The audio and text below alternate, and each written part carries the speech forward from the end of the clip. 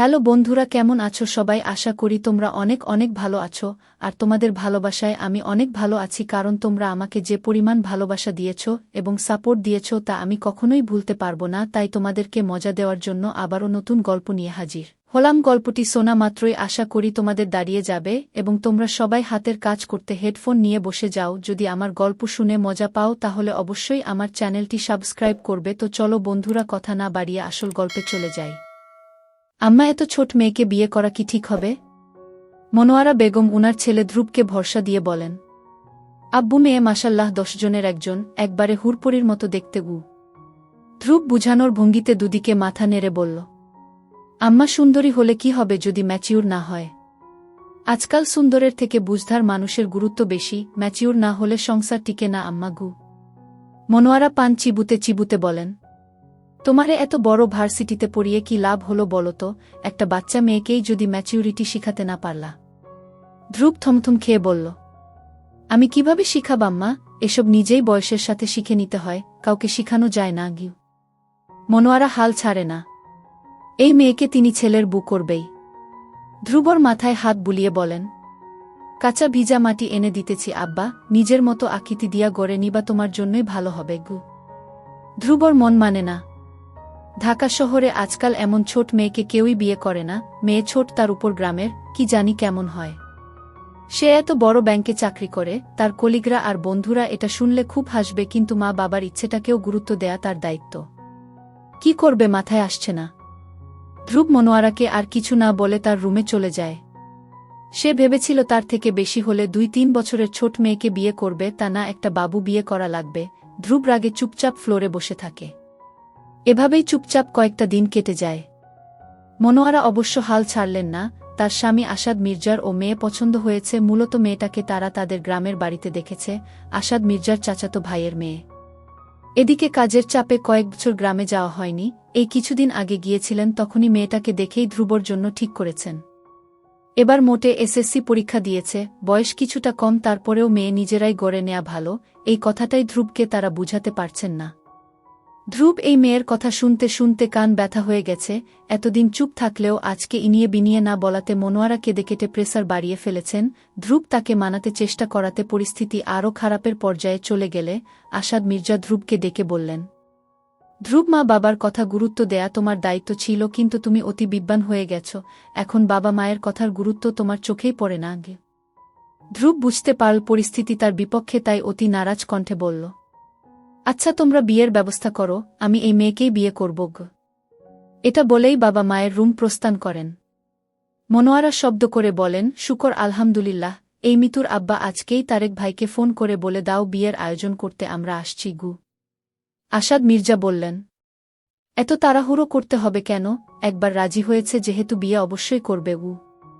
মনোয়ারা অস্থির হয়ে বললেন, আহা, তুমি বুঝতে পারছ না, রাজি যেমন হয়েছে তেমনি বেঁকে বসতেও সময় লাগবে না।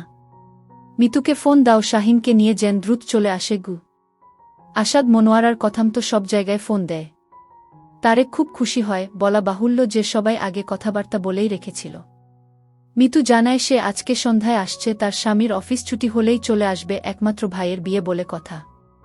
অবশ্য মেয়ে ছোট, এটা নিয়ে মিতু একটু ধোনামোনা করেছিল, পরে মনোয়ারার যুক্তির কাছে হেরে গিয়ে হাসি মুখেই রাজি হয়েছে। ধ্রুবর আর কোনো কথা বলার জায়গায় রইল না। আজকেই গ্রামে যেতে হবে, তার কথা বুঝার বা শোনার একটা মানুষও নেই। রাগে দুঃখে ধ্রুব বাথরুমে গিয়ে কেঁদে দিল। জীবনের সবচেয়ে গুরুত্বপূর্ণ সিদ্ধান্ত তাকে নিজের মতামত ছাড়াই নিতে হচ্ছে। তারপরও চুপচাপ রেডি হয়ে গেল। পরিকল্পনা অনুযায়ী সবাই রাত 10টার বাসে উঠল। পৌঁছাতে পৌঁছাতে রাত 2টা বেজে যায়। সবাই খুব অমায়িক ব্যবহার করছিলেন, তারপরেও ধ্রুবর মুখটা চিপে নেয়া লেবুর মতোই তেতু লাগছিল। কিছুই শান্তি লাগছিল না, সবার সাথে হেসে হেসে কথা বলতে হচ্ছে। ধ্রুবর সন্ধানী চোখ পিচ্ছি মেয়েটাকে খুঁজে, তখনই চোখে পড়ে গোল ফ্রক পরে টেবিলে খাবার পরিবেশন করছে। এত ছোট্ট, ধ্রুবর বুকের খাঁচার হৃৎপিণ্ড বন্দি কয়েদিদের মতো কেঁপে ওঠে। বাবা মা এই মেয়েটাকে কিভাবে তার জন্য ঠিক করল? উঁচু লম্বা বলিষ্ঠ দেহের ধ্রুবর সাথে এই মেয়েকে তো দেখাই যাবে না। ধ্রুব ভালো করে খেয়াল করে দেখল তার মা যত হুড়পড়ি বলে চিল্লাপাল্লা করছিল, তার চোখে এই মেয়েকে মোটেই হুড়টুর লাগছে না, বরং ছোট বোনের মতো লাগছে। ধ্রুব আশ্চর্য হয়ে দেখল মেয়েটা নির্লজ্জের মতো তার দিকে তাকিয়ে মুচকি মুচকি হাসছে। সে বিরক্তিতে কপাল কুঁচকে নিজেকে নিজে একটা থার্ড ক্লাস গালি দিল। জীবনে কেন প্রেম করল না? এই রাগে মরে যেতে ইচ্ছে করেছে। প্রেম করলেও আপাতত বলতে পারত প্রেমিকার কথা। সে অবশ্য মা বাবার পছন্দের মেয়েকে বিয়ে করার ইচ্ছা পোষণ করেছিল, কিন্তু মা বাবা যে এমন ছোট বোন টাইপ মেয়ে পছন্দ করে ফেলবে সেটা অবশ্য ভাবেনি। অতির আগে ধ্রুবর রাতে ঘুম হল না। গ্রামে অবশ্য শহরের তুলনায় খুব বেশি শীত পড়ে। লেপ দেওয়ার পরেও ধ্রুবর ঘুম হল না। খুব ভোরে পাখির কিচিরমিচির শব্দে বিছানা থেকে উঠে বসল, গায়ে কালো সোয়েটার চাপিয়ে টিনশেড বিল্ডিং থেকে বেরিয়ে পড়ল। উঠোনে নেমে দেখল একপাশের ছোট্ট রান্নাঘরে অতি আমেজের সহিত রান্নাবান্নার আয়োজন হচ্ছে। তাকে দেখে রান্নাঘর থেকে ফারজানা ছুটে এলেন, অমায়িক গলায় বললেন, বাবা এত সকালে উঠে পড়েছ, কিছু লাগবে? ধ্রুবর মহিলাটার চেহারার দিকে তাকালেন। চেহারায় স্মার্ট একটা ভাব আছে। উনাকে কাল রাতে কাকি হিসাবে পরিচয় করিয়ে দেয়া হয়েছে, কিছুক্ষণ পরে অবশ্য শাশুড়ি হবে। ধ্রুবর কাছে তাদের ব্যবহার খুব ভালো লাগছে, শুধু বিয়েটা ছাড়া। সে মাথা নাড়িয়ে বলল, না কাকি, কিছু লাগবে না, আপাতত সামনে একটু হেঁটে আসতে চাই। তিনি নিজেও হাসলেন। পাত্র হিসাবে ধ্রুবকে তার ভালো লেগেছে। আচ্ছা যাও, চারদিকে ঘন কুয়াশা, সাবধানে হেঁটো, গ্রামের পথঘাট বুঝি। ধ্রুব মাথা নেড়ে রাস্তায় এসে নামল। সেই ছোটবেলায় একবার গ্রামে এসেছিল, সেবার খুব গরম ছিল, কিন্তু জীবনে এই প্রথম গ্রামের শীতকাল দেখা। সকালের মৃদু বাতাসে কুয়াশা শিশির বিন্দু হয়ে ঘাসে পড়ছে, পাখিরা এই গা কাঁপানো শীত উপেক্ষা করেও উড়ে যাচ্ছে। সবচেয়ে মিষ্টি ব্যাপার হলো এমন শীতেও ধ্রুবর খারাপ লাগছে না, বরং খুব উপভোগ করছে। সারারাত না ঘুমানোর ক্লান্তি মুহূর্তেই চলে গেল। চারদিকে ঘন কুয়াশার জন্য দূরের জিনিস স্পষ্ট দেখা যায় না, আবছাভাবে আস্তে ধীরে সব ফুটে উঠছে। তেমনি এক মেয়ের আবছা প্রতিবিম্ব দেখা গেল। ধ্রুব একটু সামনে এগুতেই প্রথমে যে জিনিসটা দেখল তা হলো গ্রামে আঁকাবাঁকা পথের মতো মেয়েটার লম্বা চুলের বিনুনি দুলছে। চুলগুলো খুব বেশিই লম্বা, চোখে পড়ার মতো, কোমর ছেড়েও নিচে নেমেছে। মেয়েটা আলতো পায়ে ধীরে ধীরে হাঁটছে, আর পাশের সাদা বিড়ালটা তিরিংবিরিং করে লাফিয়ে মেয়েটাকে সঙ্গ দিচ্ছে। ধ্রুব কেন জানি লম্বা চুলের মেয়েটার মুখ দেখতে ইচ্ছে জাগে।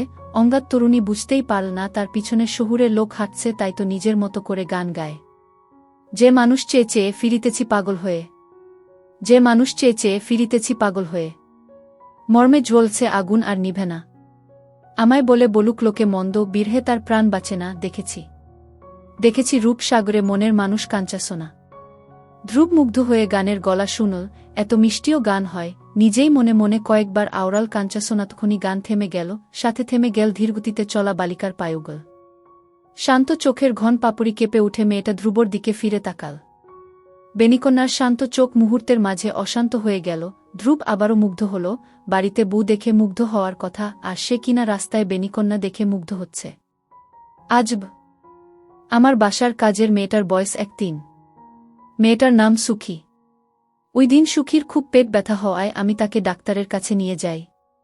ডাক্তার সুখীর চেক আপ করে বলল সুখী মা হতে চলেছে। কথাটা শুনে যেন আমার মাথায় আকাশ ভেঙে পড়ল। কারণ এটা কিভাবে সম্ভব? সুখী অবিবাহিত, আর আমার বাসায় আমি আর অরণ্য ছাড়া আর কেউ নেই। তাহলে সুখীর এ অবস্থা কেন হবে? অরণ্য সুখীকে একদম মেয়ের মতো মা মা বলে ভালোবাসে। বিয়ের অনেক দিন পরও আমাদের কোনো সন্তান হয়নি, তাই আমরা দুজনেই সুখীকে নিজের মেয়ের মতো ভালোবাসি।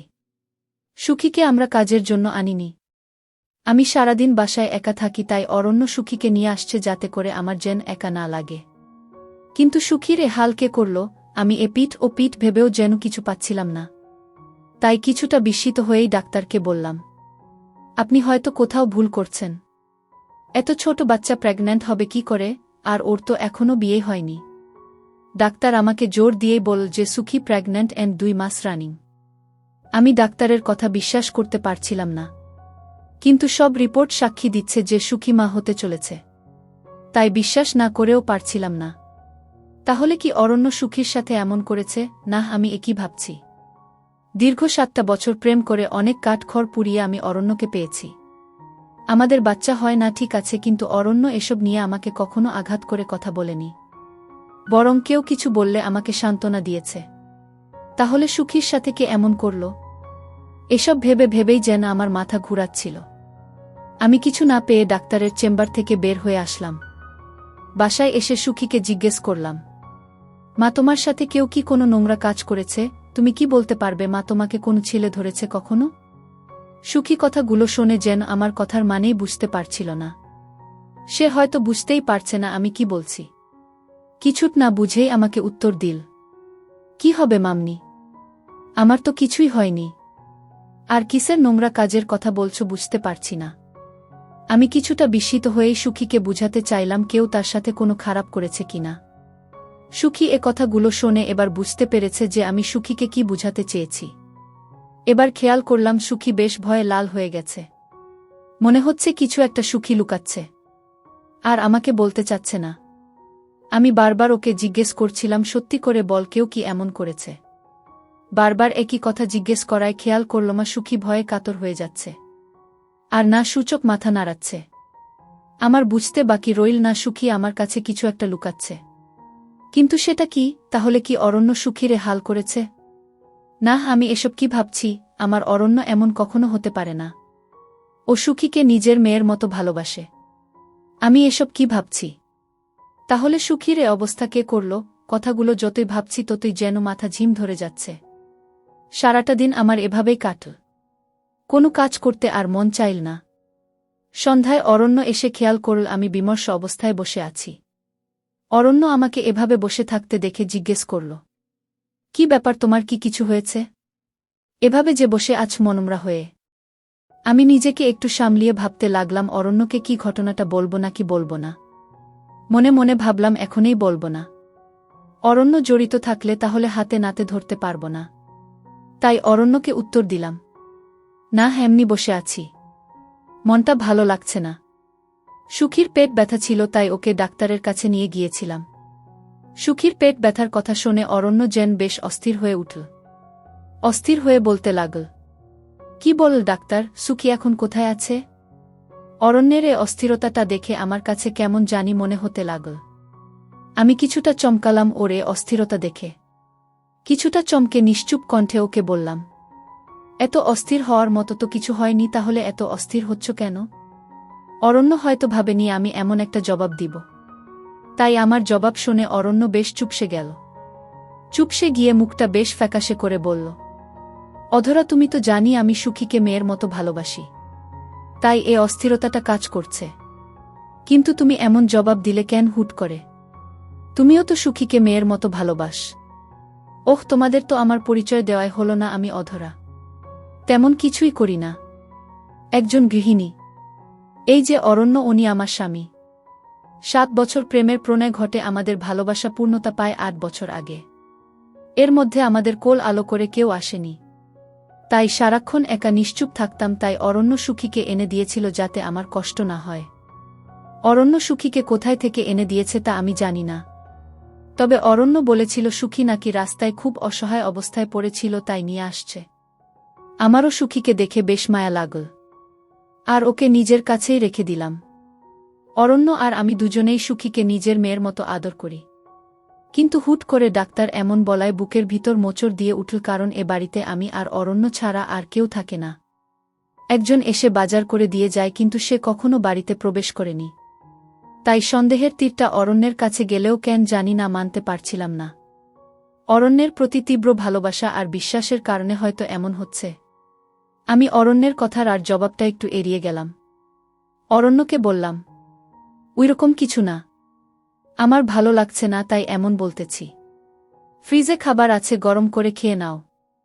অরণ্য আমার পাশে বসে বলল, তুমি খাবে না?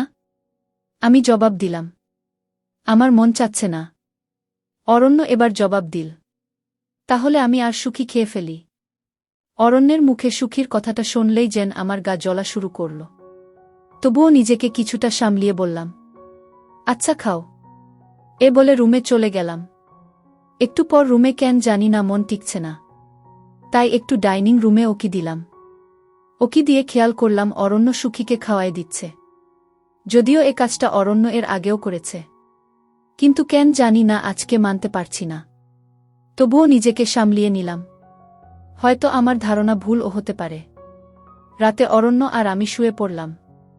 হঠাৎ মাঝ রাতে আমার ঘুম ভাঙল। আমি ঘুম থেকে উঠে খেয়াল করলাম অরণ্য আমার পাশে নেই। আমি বিস্মিত হয়ে উঠে ওয়াশরুম চেক করলাম। খেয়াল করলাম ওয়াশরুমেও অরণ্য নেই। আমি এবার সুখীর রুমের দিকে এগুলাম। আর খেয়াল করলাম চন্দ্রাবতী আসছে। সেদিন দলে দলে লোকজন আমাদের ঘরে ঢুকছিল। কেউ দেখছিল আম্মাকে, কেউ আব্বাকে, অথচ সবার দেখার কথা ছিল আমার বড় আপাকে। সময়টা ছিল হেমন্তের এক সোনাঝরা মিষ্টি দুপুর। সারা বাড়ি জুড়ে থইথি আনন্দ। আমাদের পরিবারের প্রথম বিয়ে বলে কথা। অবনী আপার বিয়েটা তখন সম্পন্ন হয়ে গিয়েছে কায়সার ভাইয়ের সাথে। কায়সার ভাই হল আমার বড় চাচার মেজ ছেলে। দাদি আব্বাকে প্রচণ্ড ভালোবাসতেন ছোট ছেলে বলে। আবার সেই ছোট ছেলের ঘরের প্রথম সন্তান আমার অবনী আপা। দাদির পরাণ ছিল আমার অবনী আপা। দাদি খুব চেয়েছেন নিজেই পাত্র ঠিক করবেন তার অবনীর জন্য। হলও তাই। আব্বাও জীবন সায়াহনে চরণ ফেলা মায়ের আবদার ফেলতে পারেননি। এক বাক্যে রাজি হয়ে গেলেন। আপার সাথে কায়সার ভাইয়ের বিয়ের কথা যখন দুই পরিবারের মাঝে পাকা হয়, তখন আপা ক্লাস 8-এ পড়ে। বয়স 14 আর কায়সার ভাই তখন কলেজে পড়ে হোস্টেলে থেকে।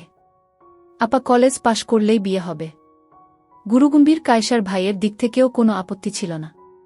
আপার সাথে অতিরিক্ত কথাও বলতেন না তিনি। আপাও লজ্জায় লুকিয়ে লুকিয়ে থাকত কায়সার ভাই বাড়ি এলেই। আব্বা তারপর বিদেশে চলে যায়। সবকিছুই ঠিকঠাক চলছে। এদিকে যখন আপা কিশোরী বয়স পেরিয়ে চঞ্চল তারুণ্যে পা রাখল, দুই পরিবারের অপেক্ষার অবসান হল।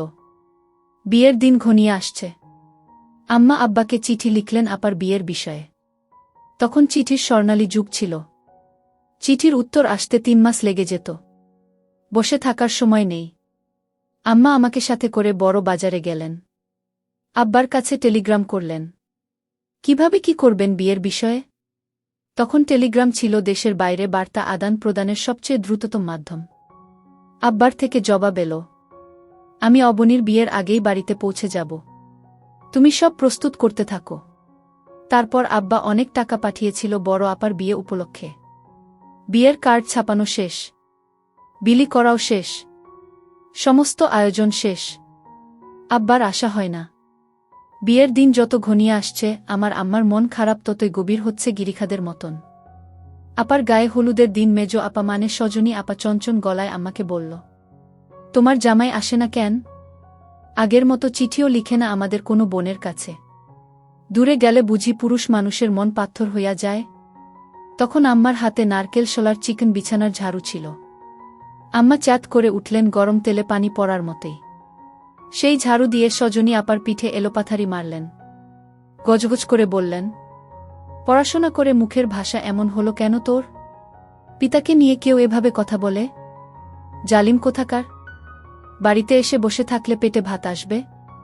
আর বইয়ের ভাষায় কথা বলতে পারিস না? তুই ধূপা বাড়ির মেয়েদের সাথে মিশে নষ্ট হয়ে যাচ্ছিস দিনে দিনে। পরিবারের কার সাথে কিভাবে কথা বলতে হয় জানিস না। তোর পড়াশোনা বন্ধ। কি লাভ হচ্ছে পড়াশোনা করে? কি শিখছিস স্কুলে গিয়ে? তোর আব্বা আসলেই তোকে বিয়ে দিয়ে দিব কোনো জেলে বা মাঝির কাছে। তখন এইভাবে কথা বলিস তুই? আমি অবনী রজনী কিভাবে কথা বলি দেখিস না? সজনী আপা তখন মিনমিনিয়ে বলল, তুমি হইলা মাস্টারের মাইয়া। তুমি তো বইয়ের ভাষায় কথা কইবাই। কি লাভ গ্রামে থেইকা শুদ্ধ ভাষায় কথা বইলা? সেই লারকি ঠেলতে হইব। যেই লাও সেই কুদু। আমি কিছু বলি না। চুপচাপ বোকার মতো দাঁড়িয়ে থাকি। আম্মা কাজের ব্যস্ততায় ডুবে যায়। ঘরভর্তি অতিথি। আপার বিয়ে উপলক্ষে ঢাকা থেকে বড় মামারাও এসেছে গায়ে হলুদের দিন বিকেলেই। সবাই আব্বার কথা জানতে চাচ্ছে আম্মার কাছে। নানু উৎকণ্ঠা নিয়ে জিজ্ঞেস করল, কিরে জেসমিন কইলিনা জামাই আইব অবনীর বিয়ার আগেই? আম্মার আগে দাদি উত্তর দিল, বেআইন আইব আমার মন কইতাছে। দাদির কথা ঠিক হয়েছে। আব্বা সত্যি সত্যি আপার বিয়ের দিন শেষ দুপুরে এসে পড়ল। কিন্তু চমকপ্রদ কাহিনী হল আব্বার পায়ে পায়ে সঙ্গী হয়ে বিড়ালের ন্যায় এক বিদেশিনীও ঢুকল আমাদের ঘরের ভিতরে। অল্প সময়ের ব্যবধানেই বিয়ে বাড়ির উৎসবমুখর পরিবেশ থমথমে রূপ ধারণ করল। সবাই অবাক চোখে আব্বাকে দেখছে আড়ালে আবডালে। আশপাশের বাড়ির মানুষ জটলা বেঁধে আমাদের ঘরে ঢুকল। গ্রামে সামান্য কিছু ঘটলেও আগুনের হোলকার মতন চারদিকে ছড়িয়ে যায়। নানাজনে নানা কথা বলছে। কেউ বলছে, চলেন নতুন বউ দেখি। বাকিজনে উৎসুক চোখে মুখে বলে, ওই বাড়ির মাইয়া বাড়ির পোলার লগে বিয়া হইছে। হে গোরে কি দেখুম? দেখার জিনিস তো এইখানেই। কি সুন্দর বেডিরে বিয়া করল কামরুলে। আসলেই তাই, অনেক সুন্দর, আম্মার চেয়ে বেশি। আব্বা তাকে আম্মার বেডরুমে নিয়ে গেল। আমি ও মেজ আপা আব্বাকে পা ছুঁয়ে সালাম করলাম। আব্বা আমাদের দুই বোনকে আদেশের সুরে বলল, নতুন অতিথিকে সালাম করো। আব্বা আমাদেরকে আগে থেকেই তুই না বলে তুমি বলে সম্বোধন করে। আমি সালাম দিলাম উনার পা ছুঁয়ে। সজনী আপা সালাম না দিয়ে 3 লাফে ঘরের দৌড় ডিঙিয়ে উঠানে পা রাখল। আমিও তার সাথে বাইরে গেলাম। নানি বিলাপ করছে ঘরের পিছনে গিয়ে। দাদি স্বাভাবিক আছে। মেজ আপা রসুই ঘরে আম্মার কাছে গেল। চোয়াল শক্ত করে দৃষ্টিতে কাঠিন্যতা এনে আম্মার দিকে চাইল। আম্মা তার চেয়েও দৃষ্টি কঠিন করে তাকালো মেজ আপার দিকে। টনটনে গলায় বলল, তুই কি বলবি আমি জানি। একজন বিয়ে করে মনের আনন্দে বউ নিয়ে আসছে, তাহলে তোদের আনন্দ বন্ধ হবে কেন? যা বিয়ের আনন্দ কর গিয়ে। আমি হন্তদন্ত পায়ে বড় কাকার ঘরে গেলাম। বধূবেশে বসে থাকা বড় আপার কানে কানে কথাটা বললাম। আপা খলখল করে উঠল শুনে। বলল, ফালতু কথা নিয়ে এসেছিস? আমাদের ঘরে কিসের নতুন বিদেশিনী? পরে কেঁদে ফেললাম আমি। আপা বসা থেকে উঠে দাঁড়াল। সাজানো রঙিন মায়াবী মুখখানি পাংশুটে আকার ধারণ করল। কারুকাজ খচিত শাড়ির কুচিগুলো এক হাত দিয়ে একটু উপরে তুলে ধরল। আমার সাথে 3 উঠান ডিঙিয়ে ঘরের ভিতরে এলো। নানি ফ্যাসফ্যাসে গলায় আপাকে বলল, ও নানুভাই তুই স্বামীর ঘর থেইকা উইঠা আইলি কেন? আপা নিরুত্তর। দাদি বল, হ্যারে নবু, বইন তুই চইলা যা কইলাম সোয়ামীর ঘরে। আপা কাউকেই প্রতিউত্তর দিল না। সোজা আম্মার রুমে গেল। আমি মেজ আপাও আপার পাশ ঘেঁষে দাঁড়ালাম। আব্বা, আপনি 5 বছর পর দেশে আসলেন, কিন্তু ইনি কে? তার জবাব তোমার আম্মাকে জিজ্ঞেস করো গিয়ে। আপা রেগে গেল। বলল, মান সম্মান সব শেষ করে দিলেন। আম্মাকে কি আর জিজ্ঞেস করব? আমি বুঝি না? আমার ঘর এখন টিকবে আব্বা? আপনার বিবেক পচে গেল বিদেশের মাটিতে থেকে। ছিহ! আব্বা আপার গালে ঠাস ঠাস করে 2টো চোর বসিয়ে দিলেন। ক্রোধান্বিত হয়ে ধমকের সুরে বললেন, বেয়াদব মেয়ে কোথাকার! পিতার দিকে চোখ তুলে কথা বলছ? এত বড় আস্পর্ধা! কিসের ঘর ভাঙ্গবে তোমার? তোমার বিয়ে কার সাথে হয়েছে? আমার ভাতিজার সাথে। কায়সার যদি আমার বিষয় নিয়ে তোমার সাথে উচ্চবাচ্য করে, তার চামড়া তুলে ফেলব আমি। এই বলে দিলাম। সেই বিদেশিনী আব্বার দিকে চেয়ে বলল, what's up Kamrul? You are not saying that your family knows everything about me? আব্বা থম মেরে থাকে। আপার করা অপমানটা হজম হচ্ছে না। আপা গাল হাত দিয়ে দাঁড়িয়ে কান্না করছে। আব্বার উত্তেজিত গলা শুনেই আম্মা ছুটে এলেন। আব্বার দিকে তেজি অভিমানী চোখে চাইলেন। রোষপূর্ণ কণ্ঠে বললেন, আপনি এটা কি করলেন? আমার মাত্রই বিয়ে হওয়া মেয়ের গায়ে হাত তুললেন? আপনি কি মানুষ? আব্বা হেরে গলায় বললেন, ও মার খেয়েছে তোমার জন্যই। তোমাকে তো সবই বলছি। তুমি যদি বিষয়টা ওদেরকে আগেই সহজ করে বুঝিয়ে বলতে, তাহলে সবকিছু অস্বাভাবিক হতো না। তুমিই তো বললে ওকে বাড়ি নিয়ে আসতে। নাকি এখন সবকিছু অস্বীকার করবে? আমি কিছুই জানি না বলে? আমরা 3 বোন বিস্ফোরিত চাহনিতে একে অপরের দিকে চাইলাম। ভাবলাম, আম্মা আব্বার দ্বিতীয় স্ত্রীর কথা জানে। রহস্যটা কোথায়?